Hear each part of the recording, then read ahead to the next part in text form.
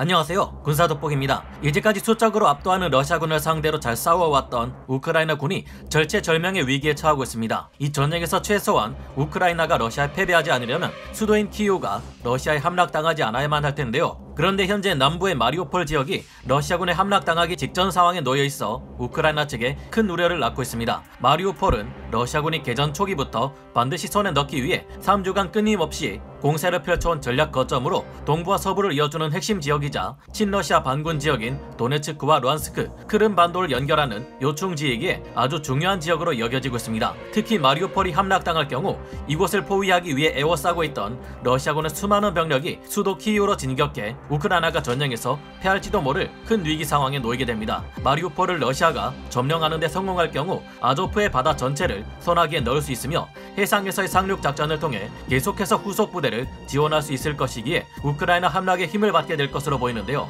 마리우폴 지역 일대에는 현재 사상 최대 규모의 공세가 이어지고 있으며 수도인 키이우 지역에도 러시아군이 3차 공세를 통해 이제까지의 공세와는 비교할 수 없는 강력한 공격을 퍼부려 하고 있습니다. 이에 따라 키이우에서는 35시간 동안 완전 통금이 내려지고 약국은 물론 주유소도 문을 닫고 있는 상황인데요. 키이우 지역에서는 벌써 러시아군의 포격으로 4명의 희생자가 발생했으며 조만간 2차 대전 이후 최대 규모 시가전이 벌어질 것이 예상되는 상황입니다. 하지만 우크라이나군은 키이우 주변에서 눈에 띄는 전과를 보여주었고 만약 러시아가 마리우폴을 점령한다 해도 아직 러시아군이 안심할 수 없게 만들 정황들이 관찰됩니다. 왜일까요? 지금부터 알아보겠습니다. 전문가는 아니지만 해당 분야의 정보를 조사 정리했습니다. 본의 아니게 틀린 부분이 있을 수 있다는 점 양해해 주시면 감사하겠습니다. 마리우폴을 포위한 러시아군은 현지 시각 21일 오전 5시까지 우크라이나에 항복하라는 메시지를 보냈지만 우크라이나는 항복은 없다며 러시아 측의 요구를 전면 거부했습니다. 하지만 강렬한 공세를 쏟아붓는 만큼 러시아군의 피해 또한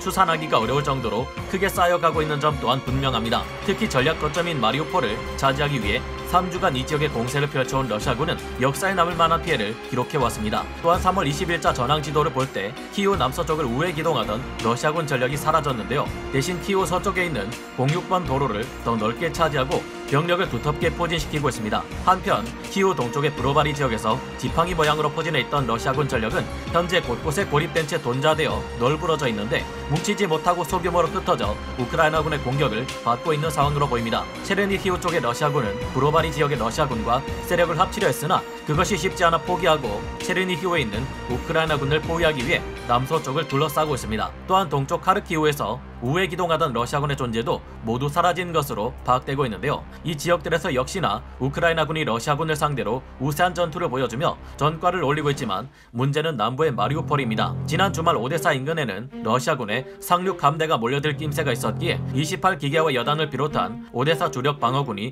이곳에 러시아군을 막기 위한 만반의 준비를 하고 있었습니다. 하지만 이는 알고 보니 양동 작전을 위한 러시아군의 기만 작전이었음이 이번 주말을 통해 드러났는데요. 러시아에서는 극동 지역 블라디보스톡과 사할린에서 차출한 2개 해군 육전대 전력을 오데사가 아닌 마리우폴로 보냈습니다. 마리우폴 지역에는 지난 18일부터 돈바스 지역에서 증원된 병력과 크림반도 방면에서 용로를 통해 다가오는 병력, 해안가에 상륙한 병력 등이 마리우폴을 향해 맹렬한 기세로 진격해왔는데요. 압도적인 물량을 내세워 공격해오는 이들에 밀려 우크라이나군은 마리우폴 북부에서 물러나 시가지로 퇴각할 수밖에 없었던 것으로 보입니다. 현재 양측의 군대는 마리우폴 시내에서 격렬한 시가전을 치르고 있는데요. 그러나 그 과정에서 러시아군은 막대한 손실을 입고 있습니다. 러시아군은 멜리토폴과 헤르손을 거점으로 삼아 남부 지역 전역에 막대한 물량 공세를 퍼부으며 우크라이나 예비대를 공격하고 있지만 그 과정에서 러시아의 상륙군을 지휘하던 흑해함대 부사령관 안드레이 팔리 해군 소장이 쓰러졌습니다. 또한 러시아 해군 육전대 지휘부 또한 막대한 피해를 입었다고 하는데요.